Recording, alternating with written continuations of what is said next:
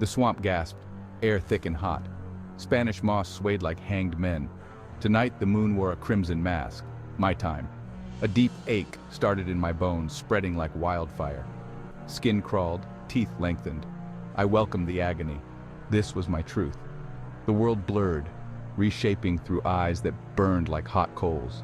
I smelled fear, sweet and sharp, a symphony on the wind. Tonight I hunted. They say we were born of sin, touched by the devil himself. Ancient stories whispered in hushed tones around flickering gas lamps. Secret societies, guardians of forgotten knowledge, spoke of pacts made under blood moons, of ancient curses passed down through generations. From the swamps of Louisiana to the bayous of my childhood, the legend persisted, a truth hidden in plain sight, buried beneath layers of myth and folklore. The night was a canvas and I, a painter of crimson. Each kill, a masterpiece of primal instinct, a release, a burden. They never found the bodies, just whispers of strange occurrences, missing livestock, bloodstains on the parched earth. I was meticulous, a ghost. Newspapers hinted at animal attacks, but the truth lay buried deeper, hidden in the shadows, in the spaces between the lines. I knew the truth. Even the news, in its sterile reporting, couldn't completely mask the truth.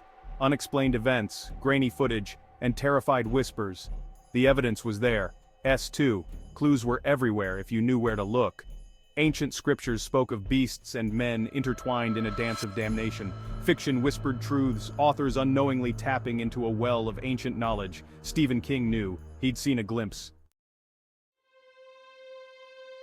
Dawn brought with it a different kind of agony. The crushing weight of normalcy. I was a husband, a father, a shell of a man living a lie. The scent of my wife's perfume, the laughter of my children. It was a constant reminder of what I stood to lose, what I could never truly have. Each day was a performance, a carefully constructed facade. The man in the mirror, a stranger, my secret, a heavy chain around my soul. They say love is blind. But even in the darkness, suspicion flickered. The mud on my boots, the scent of blood clinging to my skin like a shroud. My excuses were flimsy, my explanations hollow. How many times could I blame a late night at work, a hunting trip gone wrong, before the truth unraveled? My wife's eyes, once filled with love, now held a flicker of doubt. The children, their innocent questions like knives to my heart. My secret was a ticking bomb.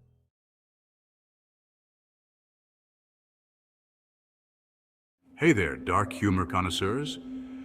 So, let me tell you a little story about my dad. He was your typical suburban dad. Barbecue on weekends, mowing the lawn, and, oh, did I mention turning into a werewolf during full moons? Yeah, that last part was a bit of a shocker. I remember the night we found out. I was sneaking downstairs to grab a midnight snack, and there he was. Dad, in full werewolf mode, munching on, well, it wasn't a snack from the fridge, let's just say that. The next morning, we all gathered in the living room. Dad sat us down, looking more sheepish than wolfish. He confessed. Turns out being a werewolf runs in the family, and he had been keeping it a secret to protect us. Sweet, right? Or should I say howlingly sweet? Here's where the plot thickens. He gave us a choice. We could stay human or join him in his moonlit escapades. Tough decision, huh? I mean, who could resist the allure of turning furry, getting super strength, and having an excuse to go wild once a month? So we did it. We went all in, family pack style. The transformation was, let's say, less Twilight and more American Werewolf in London. Lots of hair, a bit of pain, but hey, no pain, no gain. The first full moon as a werewolf family was unforgettable. We hunted together, howled at the moon, and even managed to catch a deer. Mom wasn't too thrilled about the bloodstains on her favorite blouse, but, you know, sacrifices must be made. It's funny how a little secret can turn a regular family dynamic on its head. Suddenly, family dinners became a lot more raw. And I don't mean emotionally. Raw meat, people. Sushi night took on a whole new meaning. We got really good at hiding our secret, though. Neighbors just thought we were really into cosplay. And those late night howls? Blamed it on the neighbor's dog. Poor Fido, he became the scapegoat for our moonlit mischief. The best part? family vacations. Forget Disney World, we went to remote forests and national parks. Way more freedom to run wild. Plus, no lines.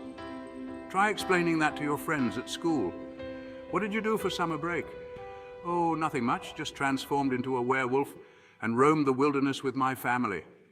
But in all seriousness, becoming werewolves brought us closer. I mean, how many families can say they have a secret that wild?